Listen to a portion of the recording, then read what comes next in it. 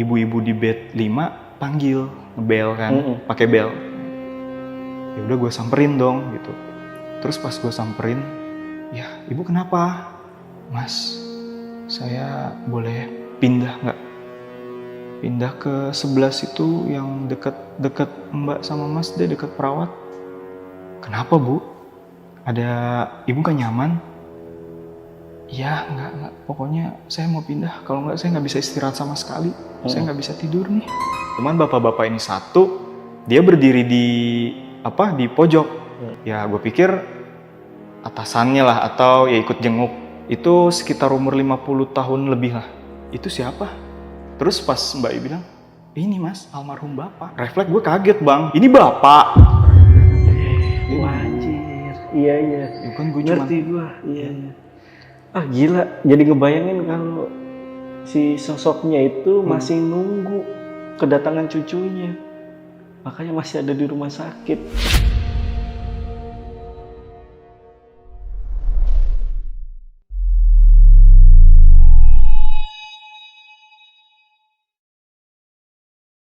Bertemu pasien yang sudah meninggal dunia.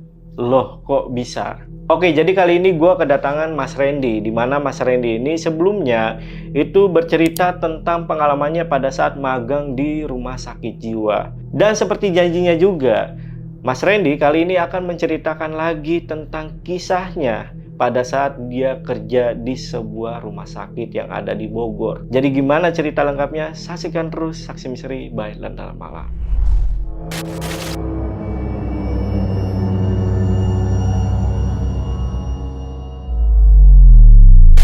Nah guys, di sini udah ada narasumbernya sesuai request kalian.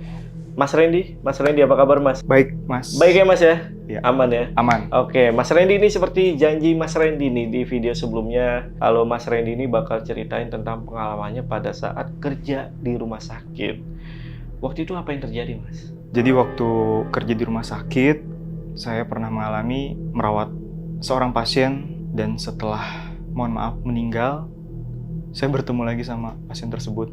Ketemu lagi? Iya. Terus apa yang terjadi mas?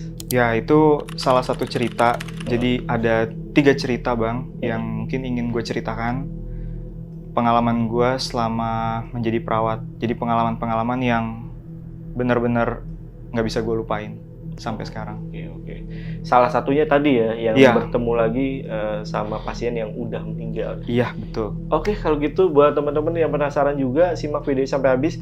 Dan seperti biasa kalau kalian pengen jadi narasumber di Lentera Malam, kalian cukup DM aja ke Instagramnya Lentera Malam, itu ada di @lenteramalam.id. Untuk linknya nanti gue taruh di deskripsi biasanya.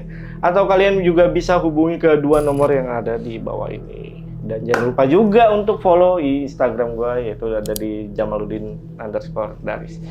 Yaudah, buat teman-teman yang penasaran sama cerita lengkap dari Mas Randy, tonton video sampai habis dan tanpa basa-basi lagi.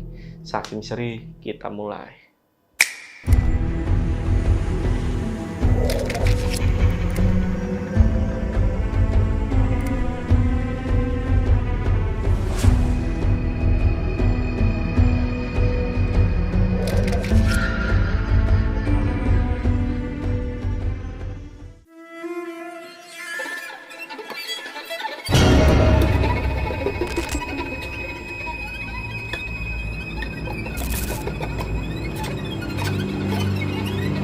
Kejadian-kejadian ini gue alamin pas gue udah kerja bang.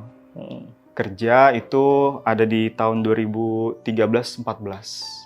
Jadi saat itu gue udah kerja di salah satu rumah sakit swasta di Bogor. Nah, ya sebetulnya sih ini sifatnya cerita sekaligus kayak pengakuan. Jadi di mana mungkin nanti teman-teman gue, rekan-rekan gue dulu sepekerjaan yang nonton, ya inilah kisah sebenarnya yang selama ini gue nggak pernah cerita sama mereka semua. Oh iya, sekali lagi mungkin gue cuman pengen ucapin dimanapun kalian berada, semoga selalu sehat dan makin sukses. Jadi gue kerja waktu itu pertama kali kerja dimulai dari tahun 2012. Setelah gue lulus, ya sekitar 2-3 bulan kemudian gue langsung mulai kerja bang. Nah pertama kali gue kerja di salah satu rumah sakit swasta di Bogor. Range-nya ini kejadian yang gue ceritain itu ada di sekitar tahun 2013-2014an lah. Pertama kali gue kerja di rumah sakit itu, gue kerja di ruang kelas 1. Jadi ruang perawatan kelas 1 yang dimana ya mungkin Bang Jamal juga bisa kebayang lah. Yang ya aktivitas pasien rawat inap. Dengan gue kerja 3 shift. Jadi ya tugas gue bertugas sebagai perawat. Ya seperti biasanya ya, perawat pada umumnya ya kita merawat pasien dalam arti untuk personal hygiene, terus pemberian obat, pendokumentasian, dan ya pemeriksaan-pemeriksaan lah, mendampingi pemeriksaan dan lain-lain yang umum. Jadi rumah sakit ini letaknya di pinggir jalan raya besar. Nah rumah sakit ini ada 5 lantai. Di lantai pertama itu umum lah, bagian poliklinik, pemeriksaan, laboratorium, radiologi, dan lain-lain. Baru di lantai kedua, ketiga, itu ruang rawat inap semua. Di lantai 4, nah ini masih kosong nih waktu pertama kali gue kerja. Baru sampai setahun 2 tahun gue kerja itu baru jadi sebuah unit khusus jantung. Nah di lantai 5 itu khusus manajemen sama aula. Nah, gue waktu pertama kali kerja di lantai 3, jadi di ruang kelas 1. Rumah sakit ini sebetulnya biasa sih Bang, jadi dikatakan horor banget atau mungkin kebetulan rumah sakitnya baru juga. Karena waktu gue lulus tahun 2012, rumah sakit ini pun memang baru baru buka. Ya untuk suasana rumah sakit ini sendiri sebetulnya umum sih, jadi nggak terlalu horor. Seperti beberapa rumah sakit yang bisa dibilang udah puluhan tahun kali ya berdiri. Jadi pengalaman gue ini sebetulnya sih awal-awal gue kerja itu belum ada kejadian apa-apa sih Bang. Sampai pada akhirnya ya ada sekitar 6 bulan berjalan lah. Baru gue mengalami kejadian ini Bang. Kejadian waktu itu pertama waktu gue lagi dinas sore. Nah waktu gue lagi dinas sore gini, jadi ada satu pasien ibu-ibu, itu yang dampingin itu cuman anaknya perempuan sekitar usia 30 tahunan lah. Waktu itu kan gue masih umur 22. Nah, jadi ceritanya si ibu ini mau dipindahin ke salah satu rumah sakit khusus jantung yang ada di Jakarta Barat, di Selipi. Rencananya nih, waktu dinas sore, kan kalau dinas sore itu kan mulainya dari siang sampai jam 9 malam ya Bang, baru selesai. Nah, itu kejadian sekitar jam 7 malam nih. Nah, jam 7 malam tuh udah jam besuk yang kedua, jam besuk yang akhir. Gua ke ruangannya nih. Gua mau menyampaikan rencana pindah. Jadi ada inform consent kan yang perlu diketahui. Nah, pas gua ke sana, jadi pas gua masuk ke ruangan pasien, nah di situ kan pasiennya ibu-ibu. Ada 5 orang waktu itu yang ngedampingin pasien yang ada di situ. Yang satu kan emang anaknya ya. Mbak-mbak ini kan yang jaga. Nah, yang 2 ini perempuan, 1 laki-laki, yang 1 bapak-bapak. Nah, yang 3 ini memang ya sepantaran lah kelihatan ya sama si mbaknya ini. Nah, cuman bapak-bapak ini 1, dia berdiri di pojok. Di pojok, ya gue pikir atasannya lah atau ya ikut jenguk gitu. Jadi bapak-bapak itu sekitar umur 50 tahun lebih lah. Jadi memang posturnya agak tinggi, dia rambutnya udah beruban, ada uban, lalu pakai kemeja warna putih, celana hitam panjang. Tapi bapak itu cuma senyum gitu, senyum tipis sih ke gua. Nah, cuma bapak-bapak ini ya ketika gua kesana kan ya gua sapa dan intinya mengingatkan lah, Mbak, Mas, ya terima kasih atas kunjungannya, jangan lupa waktunya udah mau habis. Mengingatkan aja udah mau habis waktu besuk. Cuman ya tadi gue mau menyampaikan masalah perpindahan kan gak enak nih karena masih ada tamu. Gue balik lagi ke nurse station dulu. Nah pas gue ke nurse station, gue lihat udah pulang tuh tamu yang tadi, cuman bertiga. Yang perempuan 2, laki-laki 1. Akhirnya gue masuk lagi nih ke ruangan itu, menyampaikan tadi yang lanjutan. Nggak ada sih, dia cuman pasiennya ibu itu sama si mbaknya aja yang jaga, anaknya berdua. Nah, akhirnya udah gue sampaikan apa segala macam ya, gue tanyalah, tadi teman-teman kerja ya Mbak? Nah, kata mbaknya, iya bener Mas. ya lagi jenguk ibu nih gitu kan. Terus kalau tadi yang bertiga, terus kalau yang satu bapak-bapak itu atasan kali ya? Enggak sih mas, cuma bertiga. Cuma bertiga. Yang gue lihat kan tadi berempat. Iya. Ada bapak-bapaknya satu. Senyum lagi gitu kan. Ya gue pikir, oh bukan teman kerja. Ya udahlah, mungkin pengunjung juga barengan atau gimana. Gue nggak mikir apa-apa. Cuma oh gitu. Ketika dia bilang cuma bertiga, lu nggak ngerasa aneh di situ? Ya gue ngerasa anehnya sih, enggak, gue pikir cuma bertiga, ya teman-temannya doang berarti 3 orang. Cuma pas gue bilang, oh nggak ada bapak-bapak, itu mungkin atasannya. Oh. Nggak ada sih mas. Ya gue nggak mau pikir apa-apalah, ya mungkin apa jangan-jangan itu, entahlah, udah nggak terpikirkan bang, karena waktu itu udah fokus aja, ini selesai nih gitu kan, dokumen. Nah ini kan gue dinas sore, besoknya gue ketemu dinas malam. Ternyata si ibu itunya belum pindah karena masih ada satu hal terkait asuransi lah yang memang masih diproses. Akhirnya rencananya pindahnya paginya. Nah ketemunya karena gue dinas malam, besok paginya itu harus pindah. Jadi yang kedapetan buat ngerujuk disepakati gue lah. Gue nih dinas malam. Karena kan besok paginya udah ditunggu tuh di rumah sakit di Grogol, di Selipi Jakarta itu jam 8 pagi. Artinya wah kalau berangkat dari sini ya udah kita ambil keputusan subuh. Besoknya nih tengah malam pas jam 5 pagi itu kita mau berangkat. Itu jadi dibantu nih. Jadi ada driver ambulan waktu itu namanya Bang Ferry. Dia dorong si ibu, terus dibantu sama security 1. Terus gua bawa segala macam status pasien, apa yang sekiranya dokumen harus gua bawa. Nah anaknya perempuan itu kan bawa-bawaan lah. Cuman gua jalan, gua agak duluan sih emang, kecepetan lah gitu. Karena kan gua mau duluan naro-naro ini. Pas gua mau ke IGD, maksudnya mau ke ambulannya itu ada di IGD kan, standby. Di situ gua ngelihat udah ada yang duduk. Jadi bapak-bapak, kelihatan sih ini kan mobil nih. Dari jauh kaca itu kelihatan. Dalam hati gue, ya udah ada yang duduk aja lagi nih, masih udah nyerobot aja. Padahal kan ya gue pengen duduk di depan. Ya gue pikir siapa ya ngikut. Ya udahlah.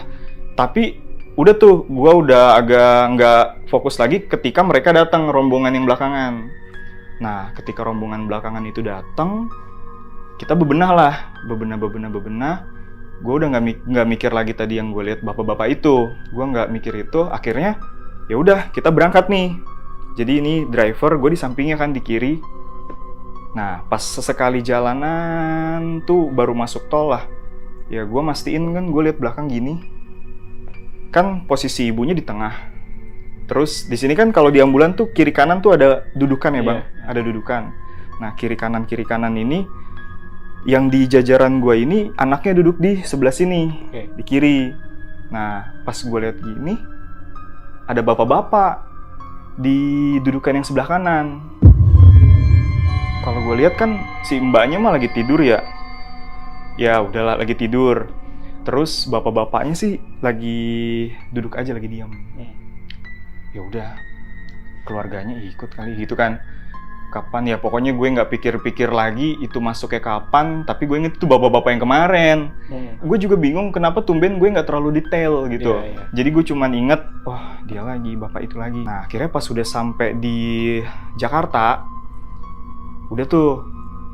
Nah pas udah dikeluarin, gue juga nggak ngeh lagi tuh. Yang penting gue udah fokus mau bawa pasien ketemuan sama perawat. Kita mampir di IGD dulu. Nah pas lagi sambil nunggu, ngobrol lah sama si mbak ini kan. Kata mbak ini ya begitulah mas, ibu memang kondisinya lemah banget, lagi melemah karena kan drop dia mas. Jadi sampai kita lagi persiapan, kalau kan saya nanya, kita ngobrol mbak ya berapa bersaudara dan lain-lain ya, kakak-kakaknya ada tapi memang lagi persiapan 7 hari 7 harian di rumah. 7 harian iya mas, kan 5 hari yang lalu kan memang bapak nggak ada.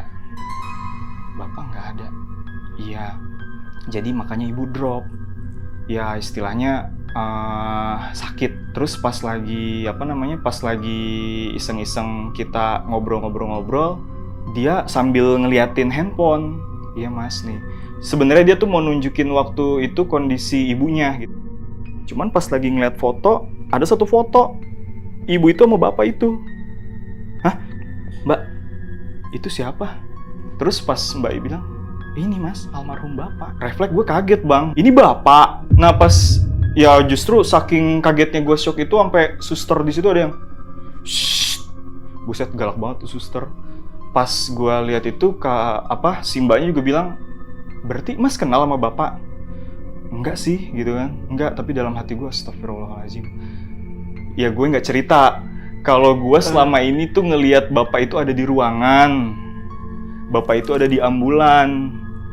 Gue baru ngeh, iya juga ya, lah bapak juga tadi pagi udah nggak ada ini. Maksudnya nggak ada karena gue bener-bener 100% fokus ke ibunya lah, namanya kita penanganan.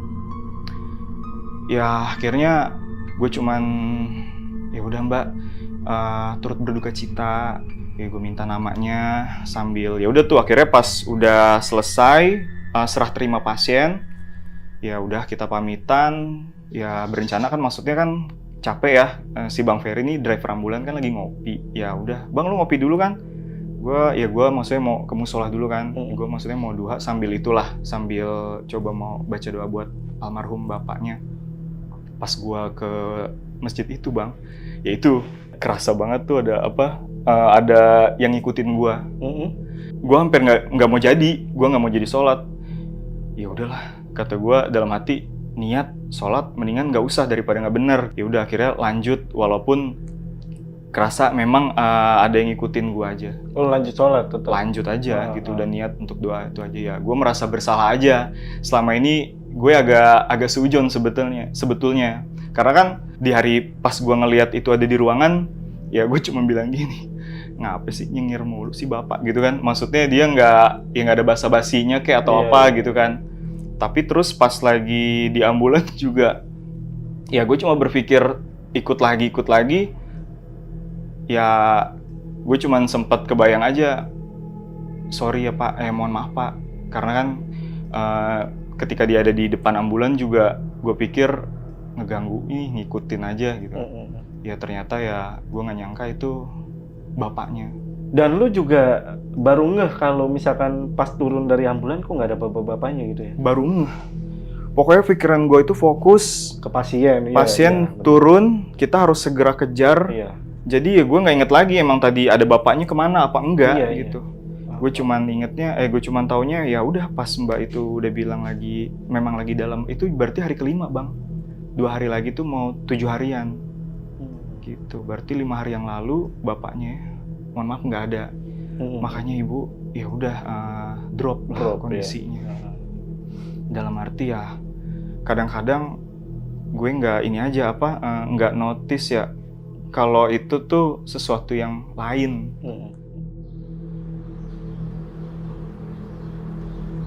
Kejadian berikutnya, ini gue udah pindah unit nih bang. Jadi kan itu waktu gue masih di dinas di ruang kelas 1. Kan tadi gue bilang ada satu lantai kosong di lantai 4 itu udah dibangun memang khusus jantung. Nah khusus jantung jadi memang ada ruang kateterisasi jantung, pokoknya yang berkaitan dengan perawatan jantung, ruang rawat, ruang ICU khusus jantung ada di lantai 4. Nah, gua waktu itu pindah tugas di ICCU ya. Jadi ICU-nya khusus jantung. Jadi suatu waktu ada seorang pasien itu ibu yang berusia sekitar 70 tahun. Jadi sekitar 70 tahun, dia ini waktu gua lagi dinas sore waktu itu, ya udah akrab lah ya. Udah akrab. Terakhir waktu gue dinas sore, ya gue panggil sapanya Oma, karena kan ya unik lah dia. Ya udah, Oma sehat ya gitu. Biasa lah, gue menjelaskan beberapa, nanti kita mau ada pemeriksaan ini. Ya, ini seger tuh, fresh. Jadi memang itu abis jam besuk sore bang. Jadi kebetulan yang jaga anaknya, ibu-ibu. Jadi sebetulnya Oma ini punya cucu kan, dari yang ibu-ibu itu tadi, anaknya si ibu itu yang jaga. Cucunya itu cowok, kuliah di Jogja. Nah, dia itu senang banget tuh si Oma. Sampai, aduh mas, besok cucu ibu mau datang. Oh Iya bagus dong Oma. Makanya harus Oma harus fresh. Obatnya teratur, makannya jangan males, bla bla bla gitu kan. Iya, pokoknya Oma udah gak sabar banget. Seneng banget tau Mas, dia ganteng loh. Sama kayak Mas Randy gitu. Sorry ya, emang Iya. ibunya bilang gitu. Iya. Namanya juga ibu-ibu lah gitu ya Bang. Udah sekitar jam 7 malam Bang. Itu kalau kita memang menyebut kondisi kalau pasien lagi mengalami penurunan kondisi atau masuk ke dalam keadaan kritis, kita sebut jelek. Maksudnya jelek ya gimana tuh? Maksudnya gini, misalnya kita ngelihat, itu kan monitor ya, kita kan di unit intensif kan memang berdasarkan monitor. Nah, ketika memang ada tanda-tanda, terutama jantung kan, yang kita memang pantau Bang, itu ada penurunan kondisi atau perburukan, ya kita sebut langsung, jelek, misalnya, ibu jelek. Mohon maaf ya Bu, ya itulah maksudnya. Jadi, kita nggak mungkin juga bilang, itu tuh bahaya gitu kan. Itu. Oh iya benar. Nah, jadi kondisinya ya. Nah, waktu itu rekan seruangan senior bilang, astagfirullah, Ren, ibu Ren, Oma jelek. Langsung dah, biasa Bang, kita tindakan emergensi kan. Nah, tapi memang ada permintaan dari keluarga, kan ibu si Oma ini kan, mohon maaf, memang fisiknya itu udah kecil, maksudnya gini, udah kurus ya, udah gitu rentan. Kita takut kalau kita RJP, resusitasi jantung kan, itu takut patah tulang dadanya. Makanya ya dengan semua tindakan aja kecuali itu. Nah waktu itu gue bagging tugasnya. Jadi bagging tuh gini, masangin pompa. Jadi kayak pompa yang disambungin ke oksigen itu untuk tambahan. Nah terus segala macam ya biasalah kan kita masukin obat injeksi apa segala macam ya sambil monitor kondisi. Dan gue tuh kayak, Oma ayo bertahan, tahan Oma. Besok kan Oma mau datang cucunya gitu dalam hati gue. Dan yang namanya pasien ya walaupun dia nggak sadarkan diri kelihatannya, tapi kan pasti sebenarnya bisa suka masih ada refleks mendengar, atau ya tapi cuman dia nggak sanggup untuk ini aja buka mata atau tapi mendengar. Sampai akhirnya ya itu sekitar setengah jam kemudian ya nggak berhasil. Kerasa banget pas udah terakhir pun air mata tuh masih ngalir ke pinggir matanya. Ada air mata yang keluar. Ada air mata keluar tuh gue kayak ngerasa nyesek sendiri. Ya bahkan sampai udah terakhir kita pacu jantung pakai defibrilator atau yang ini Bang. Iya. Yang kayak setrikaan kembar. Nah, itu nggak ngangkat juga. Udah tuh akhirnya ya nggak ada malam itu. Sudah meninggal. Nah, jadi ya setelah udah Oma dinyatakan udah tidak ada. Mohon maaf, meninggal dunia.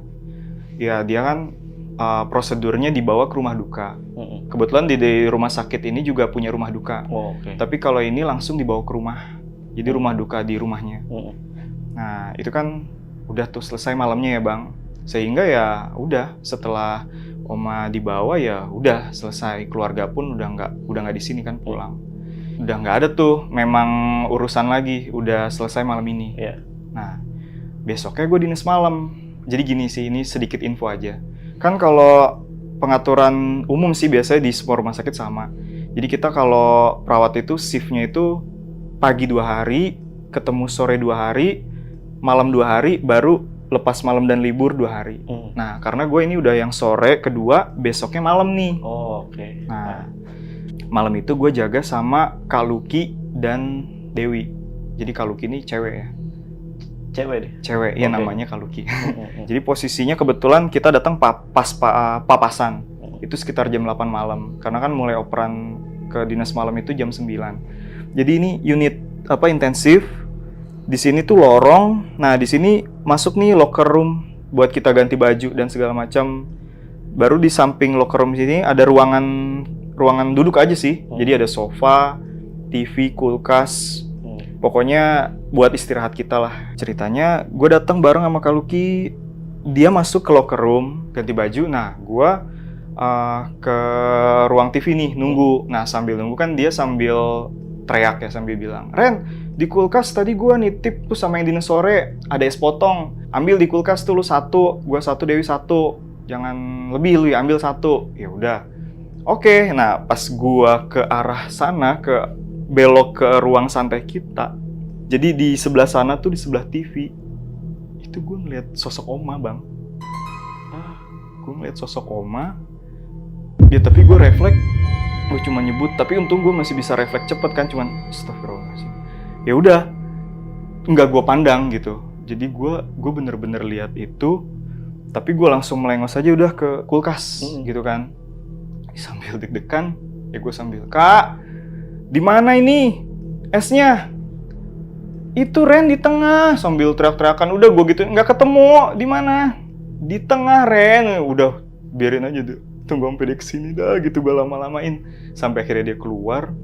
Jadi gini, "Ini esnya, lu nyari pakai mata jangan pakai hidung." Gue bilang, ya gue pikirin kornet, ya pokoknya gue asal ini aja lah, asal sebut.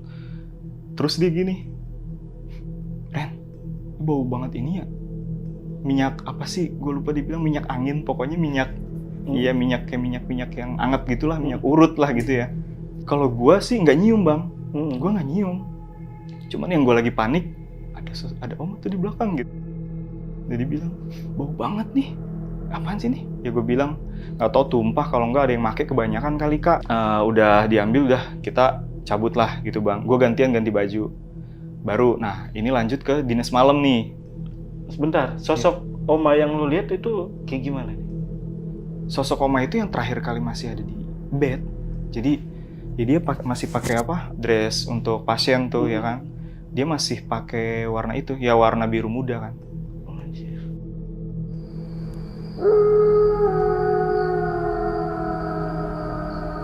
Terus lanjut nih, ini sih sekitar jam 12 lah, jam 12 malam. Kan itu mulailah kita lagi dinas malam nih. Di ruang itu, gua mau ambil obat, Bang. Karena kan kalau dokter itu malam ngeresepin obat, ditinggal kita kasih ke farmasi. Habis itu ya udah kita ambil nih obat-obat yang ada di farmasi. Nah, gua keluar sendiri ke farmasi ngambil obat. Pas gua udah balik ke ruangan, ke ICU, si Dewi temen gua ngegerutu. "Lama banget sih lu, Ren." "Lah, kenapa lu tumben?" Gue sih biasanya emang normal, Bang, ketemu sama siapa aja ya kita ngobrol dikit lah, bercanda. Tapi enggak, maksudnya dalam konteksnya kita tahu waktunya. Cuman waktu itu dia panik. "Udah sini aja deh, udah kan gak ada yang keluar lagi, lu jangan kemana-mana." Jadi gini, Bang, kan ini kita nurse station. Nah, jadi di situ ada 6 bed. Jadi dari ujung kiri kan, bed 1, bed 2, bed 3, bed 4, bed 5, bed 6. Nah, jadi posisi nurse station ini memang berhadapannya sama bed 3 dan 4 yang tengah. Cuman kan ada pasien baru yang pagi itu, ibu-ibu, kita taruhnya di bed 5. Karena sebisa mungkin kita nggak naruh yang depan persis, walaupun depan persis kita kosong. Jadi untuk menghindari kalau ada percakapan, dokter visit atau supervisi apa-apa kan takut mengganggu. Nah kan ini bed 5, ini bed 6. Supaya ini nggak iseng, pasien nggak iseng, kita memang tutup. Jadi biar rapet gitu kan. Nah Dewi tuh ngelihat di bed 6, ya pokoknya di tirai bed 6, tirai itu kayak ada yang dorong, maksudnya main-mainin gitu. Makanya dia nyolek Kak Luki kan. Cuman ya Kak Luki bilang, "Apaan lu? Enggak, gue nggak mau lihat." Gitu. Jadi itu enggak, lihat aja malah, bentar lihat aja apa? Enggak. Ya makanya Kak Luki selalu bilang, enggak, gue nggak lihat apa-apa Ren, gue emang nggak mau lihat gitu ya, walaupun si Dewi bilang, ya udah lu nyantai aja, enggak lah. Ya udah nih, itu sekitar jam 1, Bang. Jadi selang sejam setengah dari itulah, ibu-ibu di bed 5 panggil, ngebel kan, pakai bel. Ya udah gue samperin dong gitu. Terus pas gue samperin, "Ya ibu kenapa?" "Mas, saya boleh pindah nggak? Pindah ke sebelah situ yang deket Mbak sama Mas deh, deket perawat." "Kenapa Bu? Ada ibu gak nyaman?" "Ya enggak, pokoknya saya mau pindah, kalau enggak saya nggak bisa istirahat sama sekali, saya nggak bisa tidur nih." Ya udahlah, pasti menyikapi gitu ya Bang. Ketika memang dia, ya kalau memang pasien bisa lebih nyaman dan istirahat, ya udah kita pindahin. Udah tuh, malam itu pindah. Nah, besok paginya, pas itu kan sekitar jam 6 pagi lah, jam setengah 7 kan memang udah bangun. Gue lagi cek-cek lagi obat-obat pagi sambil nyapa ibu. Ibu gimana? Semalam tidurnya nyenyak gitu. Ya, mohon maaf ya mas, tadi malam saya mengganggu gitu. Oh nggak apa-apa bu, ya memang kalau ibu lebih nyaman di sini nggak apa-apa. Emang tadi malam ibu kenapa? Takutnya ada yang sakit atau ada yang nggak nyaman? Enggak, tadi malam saya takut mas, katanya. Kenapa? Jadi di depan beliau ini kan ibu tidur. Di sebelah sini tuh ada ibu-ibu berdiri liatin dia gitu kan. Dia bilang ibu-ibu tua. Liatin si ibu. Ya si ibu itu sebenarnya udah nggak nyaman, udah takut. Tapi dia cuekin lagi, dia cuekin aja, dia cuekin. Ternyata pas ya kayak gini lagi, pas dia lagi udah coba melek lagi, udah kayaknya udah nggak ada, udah tenang ya. Tiba-tiba di sini. Itu dia, makanya dia udah panik. Dia saat itu panik karena berdiri. Iya. Ya mohon maaf ya. Ya mungkin saya cuma nyebut sesuatu yang menyerupai oma lah gitu ya. Karena ya deskripsi yang si ibu ini jelaskan mirip ya, ibu-ibu kurus, udah tua gitu kan. Apa namanya? Ya berdiri di sebelah sini. Makanya dia mencet bel itu tuh supaya kita datang. Udah. Jadi nggak nyaman karena pasien ya kebetulan ibu ini pun ngelihat sosok oma ya. Sosok oma gitu. Nah pas pagi kan udah dinas malam selesai. Biasalah kalau kita yang dinas malam itu bisa ke kantin karena emang ada sarapan. Nah waktu itu gue lagi udah mau beres-beres di ruang locker, lagi nyantai bentar di ruang TV yang itu, pokoknya yang ruang istirahat kita. Pas mau ke situ, jadi ada CS cleaning service. Kebetulan waktu itu yang lagi jaga lantai 4 malam itu Mas Yono namanya. Ngeliat Mas Yono tuh kayak ngibrit gitu kan. Jadi gimana ya menggambarkan? Jadi ruangan kita tuh memang gini bang. Jadi di sini ruang unit ICU-nya, di sini kan lorong ya. Ini tuh nyambung. Di sini ada kayak ruang rawat inap harusnya, tapi memang belum diisi. Karena ya belum diisi lah. Jadi masih ruang kosong. Nah jadi pas gua udah jalan ke sini, Mas Yono tuh kayak jalan nggak lari banget sih, tapi antara lari dan jalan lah gitu kan. Buru-buru lah. Cepet, buru-buru, udah bawa ember, buru-buru gitu kan. Sampai gue, mas, ngapa lo? Nggak berhenti lagi, udah terus, maaf. Dia keluar tuh, sampai gue penasaran aja. Sampai gue ke depan gerbang tuh udah area tunggu luas lah, ada security gitu kan. Bang, kenapa tuh si Yono? Gak tahu, ngibrit katanya. Ya udah. Pas gua lagi mau turun sarapan, nah kan kebetulan ngelewatin area, adalah pokoknya area-area ruang CS, kan ya memang base camp mereka lagi kumpul, lagi ngopi gitu kan, ya biasalah kita saut-sautan, bercandaan sambil lah. Terus Yono tuh langsung, sini, Mas Yono. Akhirnya, ya udah, gua ajak ngobrol, cuma gua tanya, tadi lu kenapa? Ya tadi bang, waktu gue lagi ngepel. Jadi pas lagi ngepel pertama tuh di sini kayak gimana ya, berasa kayak ada orang. Gue lihat gini, gue udah merinding nih, kata dia kan, merinding. Tapi ya udahlah, gue lanjut lagi. Pas dia lanjut lagi, di sini emang ada ruangan yang tadi gue bilang kan. Jadi emang ada sebenarnya tuh buat ruang rawat inap, udah dipersiapkan tapi belum diisi. Cuman kan itu ditutup pintu. Nah, kalau pintu itu modelnya pintu kayu, tapi tengahnya ada kacanya. Jadi pas lagi nengok gini, itu di kaca, sosok ibu itu, ya persis ngeliatin dia. Makanya dia langsung panik, cabut. Ini sosok oma juga? Gua tanya kan, ya kayak gimana? Ya mirip. Pokoknya ya sosok ibu-ibu udah tua aja gitu, bang. Duh, gua ampun lagi dah. Ya dia agak nggak berani, cuman ya resiko lah, namanya kita ada di tempat-tempat apalagi di rumah sakit. Iya. Cuman itu aja sih paniknya. Ya artinya entah kayak gimana ya, gue cuma merasa mungkin ada sesuatu yang tertinggal ya. Gue cuman berpikir gini, apa mungkin jangan-jangan dia masih penasaran ya, karena bayangan dia kan dia menunggu keluarga bang. Cuman yang gue bayangin itu, karena terakhir kan dia nunggu. Anjir. Iya. Ya kan gue cuma Ngerti gue. Iya. Gila. Jadi ngebayangin kalau si sosoknya itu masih nunggu kedatangan cucunya. Makanya masih ada di rumah sakit. Cuma ya itu yang gue pikir ya. Mungkin yang gue pikir seperti itu. Kebetulan yang lihat ya tadi ada ibu pasien sama si Mas Yono ini ngelihat hal yang persis. Itu hanya pemikiran gue aja sih Bang. Tapi ya alhamdulillah udah selang berapa hari berapa lama udah nggak ada. Iya, maksudnya pendapat kita aja gitu. Kalau si sosok Oma ini masih nunggu gitu kedatangan cucu. Gila sih. Gue masih gokil. Masih kebayang banget Bang, gimana sih dia happy-nya.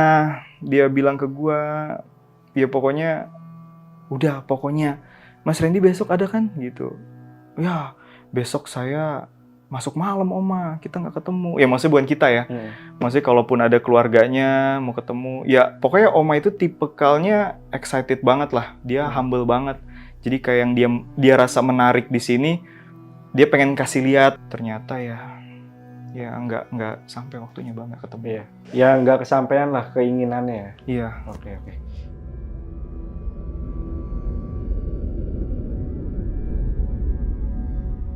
Nah, Mas Randy ini ada lagi nggak pengalaman pada saat di rumah sakit itu?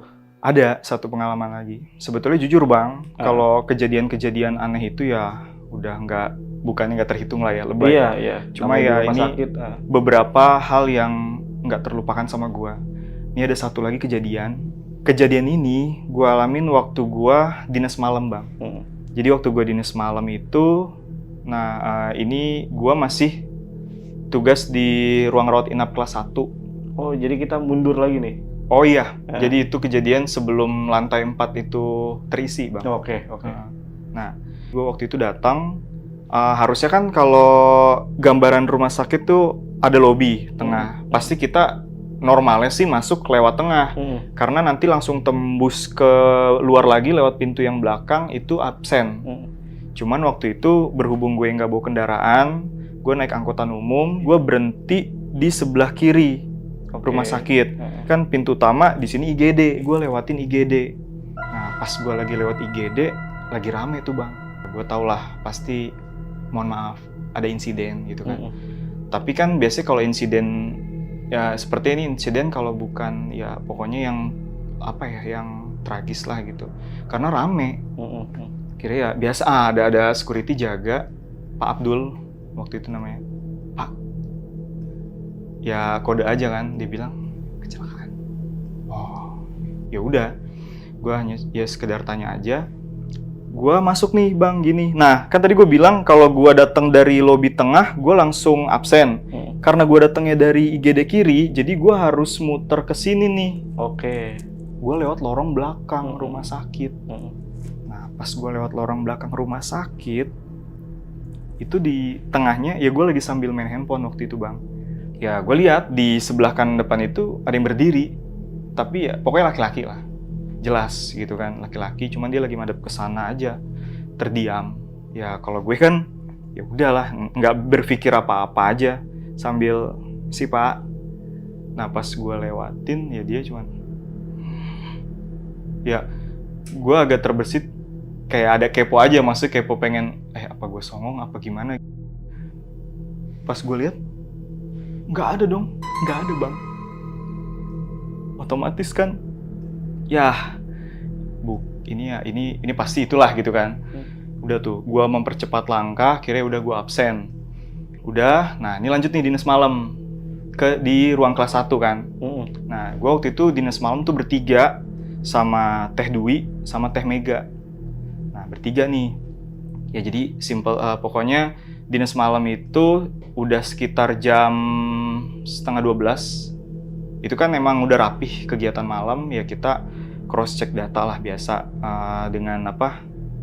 dengan dokumentasi dulu di nurse station. Posisi nurse station kita tuh letter L, gua duduk di sebelah sini, gua Teh Mega, nah Teh Dwi sebelah sini. Pas gua lagi nulis, ya gue tau lah, emang gak ada siapa-siapa. Tapi ketika di tengah-tengah lagi dokumentasi, kenapa ada yang bergerak.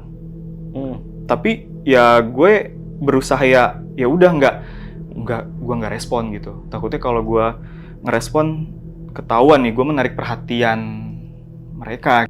Biarkan aja dia lewat, biarkan dia lewat. Gue pikir ya udah, kalau udah lewat ya udah gitu aja. Nah ternyata ya emang gue merasakan sih kayak hawa dingin sesaat gitu bang, seng gitu. Ternyata di samping gue Teh Mega gini, "Ih Randy, apaan? Dingin barusan. Ada apaan?" kata dia. "Nggak ada apa-apaan Teh, udah perasaan lo aja, angin kali." "Enggak." Ya dia kan sambil nanya-nanya, "Itu apaan tadi?" "Nggak ada." Ya udah tuh sesaat nggak ada. Selang 5 menit lah, itu di belakang, ini nurse station, ke belakang lagi tuh memang ada ruang-ruangan bang buat taruh alat-alat, termasuk ya kayak spray, linen apa segala macem lah, bantal gitu. Itu ada suara gini, kenceng. Terus langsung pada gini, "Randy." Ya dalam hati gue gini bang, gue denger, gue takut, ya deg-degan. Tapi tetap aja, gue berharap gue aja yang denger. Biarin deh, kalau gue aja mau itu suara apa, mau itu apa, ya udah gue tahan aja. Ini masalahnya yang dua denger. Langsung dong rapet duduknya, yang tadinya ini gitu-gitu kan, rapet-rapet, bunyi lagi nih. Terus kata, ya kita tuh dengan pokoknya menghibur diri lah. Istilahnya kayak sambil nulis tuh sambil ngomong aja. "Tahu itu apaan sih Ren?" kata Mbak Dwi. "Hantu sapi kali." "Hantu sapi?" Ya kan gue ngebayangin hantu sapi. Tapi kata Mbak Dwi, "Ih ada. Waktu gue ngekos dulu ada setan kucing." Setan kucing? Gue tambah ngebayangin lagi kan gimana. Nah, akhirnya akhirnya Setan sapi sih. ya, ini karena waktu itu lagi Idul Adha bang. Makanya Teh Mega bilang gini, "Tapi kan sapinya juga belum pada dipotong, mana ada setan lagi, ngapain di kesini? Orang nggak ada rumput, kapas no banyak, suruh ganyem aja no kapas." Nah, tahu ganyem nggak maksudnya? Iya tahu. Iya maksudnya saut-sautan aja kata Mbak Dwi. "Iya tuh Ren, suruh aja ganyem kapas, tambahin alkohol dikit gitu kan, biar diem." Pokoknya kita tuh ngibur diri aja bang. Iya. Nah udah tuh, ya udahlah agak lega, udah lumayan nih nggak ada. Nah besok nih ketemu aman tuh, dinas malam kedua, masih sama mereka. Jadi pas kita udah operan segala macam tuh masih jam 10-an, jam 10-an tuh. Pas gua udah ngiter dulu ke pasien, gua balik ke nurse station. Buset, ini laundry apa nurse station? Udah berjejer aja tuh, tumpukan spray, bantal apa. Jadi yang dari dalam dibawa semua keluar. Ya maksudnya dengan maksud nggak mau ambil bolak-balik ke dalam dah, di sini aja. Tapi kan jadi jelek. Mending lah. Gua pas ngeliat ke kolong, gila. Ini mau piknik apa dinas? Itu udah segala macam peralatan, termos, rice cooker, mie, bahkan sampai sendok-sendok garpu, pisau roti aja ke bawah. Padahal roti juga kagak ada. Nah, itu tuh udah biarin aja di sini gitu kan. Jadi nggak usah bolak-balik ngambil. Ya udahlah. Tapi spray bantal ini gua bawa masuk lagi. Jelek, nggak apa-apa. Ntar kalau ada apa-apa gua ambil lah. Udah tuh gua bawa ke dalam. Nah, kejadian itu masih sama bang. Jadi ada dehem lagi pas malam. Ya si Mo datang lagi kata dia. Jadi kita jadi membayangkan tuh hantu sapi kan. Ya udah si Mo abis bunyinya kan. Ya udah. Oke lah. Tenang lagi tuh sampai di situ. Nah, ini lanjut nih. Malam yang beda. Dengan dinas malam yang beda. Ini kejadian emang agak semingguan, Bang. Itu kan dinas malam pertama, kedua. Nah, kebetulan gue jumping. Jadi harusnya tuh normalnya gue habis lepas malam libur, gue itu malam lagi. Harusnya kan ketemu pagi dulu, sore dulu, baru malam lagi. Itu gue ya biasa ya, tentatif. Kalau ada suatu, misalnya ada personil yang gimana-gimana kan diatur jadwal. Apalagi gue laki-laki sendiri. Jadi ya kadang agak diandalkan. Itulah, ya udah nggak apa-apa sih. Jadi habis lepas malam libur, gue langsung malam. Ketemu malam lagi. Nah, malam ini gue dinas sama Mbak Wiwin sama Mbak Ratna namanya. Jadi rumor tuh udah beredar di antara kita. di antara kita-kita. Si setan sapi ini. Iya, si hantu Mo kata. Jadi si kata ini, aduh, Randy, awas lu kalau macem-macem malam ini ya, kayak gitu ya. Nah, jadi dinas malam nih. Malam pertama, Mbak Wiwin, Mbak Ratna, ya udah tuh, biasalah kita aktivitas-aktivitas. Itu udah sekitar jam 11 lah gitu kan, jam 11. Awalnya sih aman. Jadi ini nurse station mencar tuh, kita sebelah sini. Nah, Mbak Ratna waktu itu lagi berdiri, jadi nulis sambil berdiri. Totonya bunyi dong. Aduh, bahkan dia sampai ngeluarin Rosemary, Rosalinda. Sorry, tasbih Kristen apa namanya? Nggak tahu gue. Oh iya, pokoknya yang tasbih tapi yang buat Kristen itu, ya itulah pokoknya ya. Iya. Nah, jadi dikeluarin itu, ya ceritanya udah tuh, ampun. Ya udah, teror berlalu nih di malam pertama ini, aman bang, aman.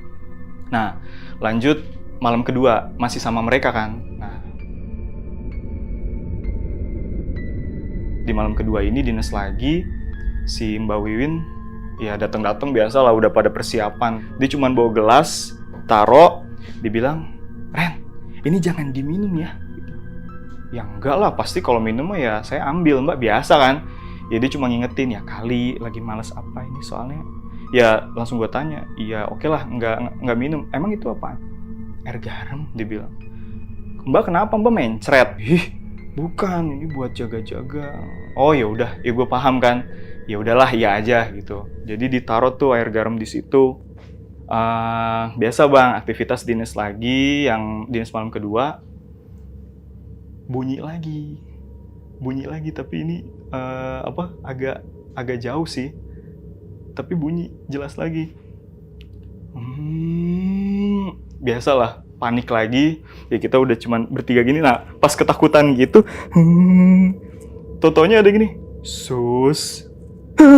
Pas kita lagi ketakutan, itu ada yang manggil, sus. Jadi refleks bertiga kaget. Ternyata ada ibu-ibu, keluarga pasien datang. Maksudnya, sus. Iya pas kita tahu, iya mohon maaf. Kenapa bu? Langsung aja gue refleks nyamperin si ibu kan. Enggak apa-apa, suster kenapa? Enggak apa-apa bu. Ibu itu minta bantuan biasa. Ya udah gue datengin. Oh iya, ayo bu. Jadi ke ruangan. Jadi itu kan ibu-ibu itu lagi nungguin suaminya. Suaminya lagi dirawat. Ya udah akhirnya ya seperti biasa bang. Ya gue ternyata botol infus kayak udah mau habis. Ya dia kan nanya ini takutnya gimana biasalah. Ya udah gue pengecekan segala macam sampai bapaknya juga masih kebangun. Mas, oh iya pak, istirahat ya pak. Bla bla. Nah, pas gue udahan, gue mau balik lagi ke ruangan itu, si ibunya gini. Mas, iya, kenapa bu? Ya memang posisi udah agak ngejauh nih. Ini bapak, ini kita udah agak di deket pintu. Akhirnya si ibu ya kayak mau ngomong apa tapi ragu kan. Gini mas, kenapa bu? Kalau ada yang mau disampaikan, silahkan. Sampaikan aja sama kita. Tapi mas jangan takut ya. Wah, dengar kata gitu ya udah gak feeling gue. Ya gue sih udahlah, gak apa-apa bu, silahkan aja sampaikan gitu kan.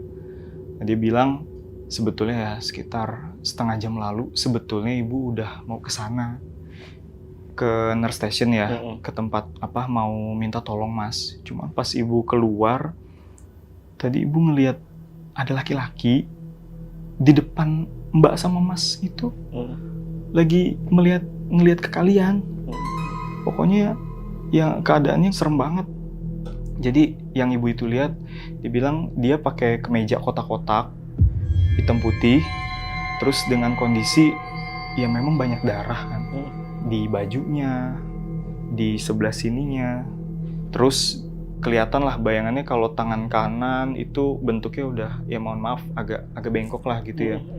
Terus kakinya juga agak sobek lusuh gitu celananya, pokoknya agak miring ke kanan.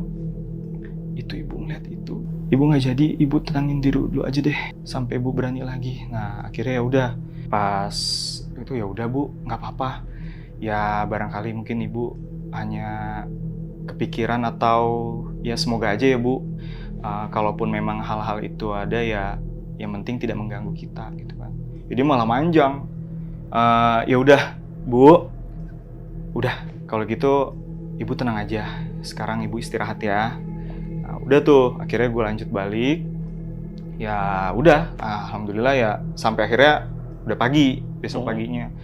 Ya nggak gue obrolin sih tentang yang si ibu cerita ini enggak. Cuman ya biasa heboh lagi yang masalah ada suara gitu kan. Makanya gue bilang tuh sampai air garam yang tadi malam dibawa-bawain aja dia sampai ngoceh kan. Nggak guna gitu nama dia. Lah ya gue bilang ya kalau namanya setahu gue ya kalau garam itu kan bukannya ditabur atau mungkin kalau emang dilarutin di air diapain kek, disiram, dicipratin lah. Kalau ditaruh gitu doang siapa yang mau minum ya kali, ya kecuali kalau ya hantu diare kali gitu. Gue inisiatif Bang, pas gue udah selesai dinas pagi gue mau ke UGD. Gue cuman mau nanya sama waktu itu Pak Abdul yang jaga kan, waktu security itu.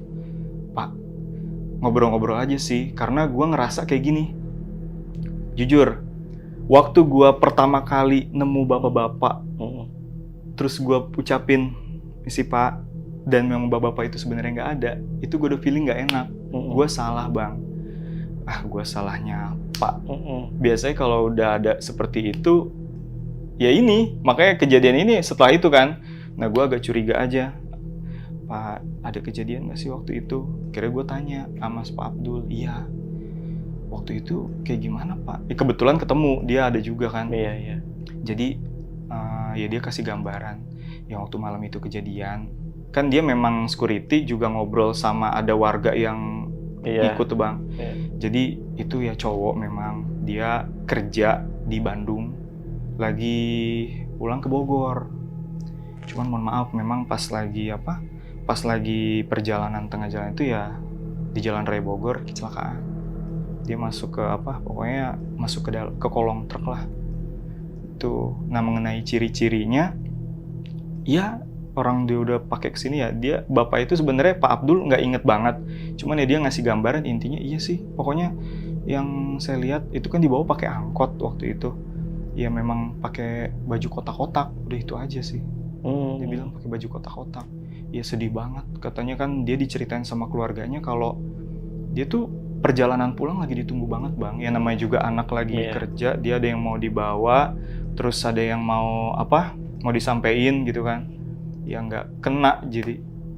Berarti kemungkinan yang ngedehem itu Iya dari sosok itu. Yang dari sosok itu. Karena jujur walaupun gue sempet yang tadi gue bilang sempet ada yang bergerak di samping kanan gue memang berusaha seakan-akan gue nggak lihat aja. Iya paham. Jadi kemungkinan sosok si bapak itu yang kecelakaan ya? Iya. Oke. Nah terus suara ngedehem itu berhenti pas kapan tuh? Udah hilangnya gitu? Nggak gangguin lagi? Suara ngedehem itu udah hilang pas, kan kalau gue udah nggak tahu ya, nggak ngalamin itu. Jadi ketika gue dinas malam aja sih Bang, besoknya tuh temen gue yang dinas malam pun nggak ngalamin itu. Jadi ya akhirnya ya sampai gue kembali lagi ke rutinitas lagi, udah nggak ada info itu lagi sih. Pokoknya hilang gitu aja lah ya? Iya. Oke. Tapi dari teman-teman lu itu yang mengenai sosok terakhir ya, si bapak-bapak yang kecelakaan itu ya, teman-teman lu ada yang lihat wujudnya nggak? Kalau ngeliat wujudnya enggak. Cuman Mbak Wiwin itu merasakan kalau waktu dia lagi ngoplos obat, itu ada yang berdiri di sampingnya dia, samping kanan. Cuman lagi dalam kondisi ini karena dia udah takut, dia nggak mau nengok. Dia langsung cabut aja. Itu kejadian-kejadian yang paling lo inget ya, Bang? Iya. Nah, itu tadi ya, mungkin ada 3 cerita yang paling diinget sama Mas Randy ya? Iya. Di rumah sakit yang ada di Bogor ya? Iya. Nah, ini mungkin buat teman-teman yang penasaran atau pengen tanya-tanya lebih lengkap lagi, kalian tulis di kolom komentar ya. Mungkin nanti Mas Randy itu bakal balas komen kalian ya. Mas Randy, ini mungkin buat teman-teman ada pesan nggak? Apalagi yang mau jadi perawat ya, atau yang mau bekerja di rumah sakit itu ada tips atau apa biar nggak menghadapi ketakutan yang berlebihan gitu? Ya sebetulnya sih kalau kita kan jatuhnya kembali lagi ya Bang, profesi perawat, ya salah satunya perawat ya, kan profesi ada lagi beberapa lainnya, yang dimana ya hal-hal seperti ini, ya entah itu memang mengalami kejadian mistis atau tidak, tapi memang keberanian itu udah pasti otomatis harus punya gitu kan. Jadi ya ketika tugas di rumah sakit untuk menghadapi rasa ketakutan, ya kita tinggal, ya sebetulnya sih lebih takut kita nggak gajian ya. Iya, iya. Ya daripada begitu lebih baik kita tahan gitu. Biasanya ya paling nggak pikirlah hal-hal positif aja. Paling kalau memang ada rasa-rasa yang janggal, ya kita berdoa aja sesuai dengan keyakinan masing-masing. Nah, itu tadi ya pesan dari Mas Randy buat teman-teman yang mau kerja ataupun lagi kerja di rumah sakit. Oke, kalau gitu buat video kali ini gue rasa cukup. Gue izin pamit. Gue Jamal dari Lentera Malam dan Mas Randy pamit. Bye.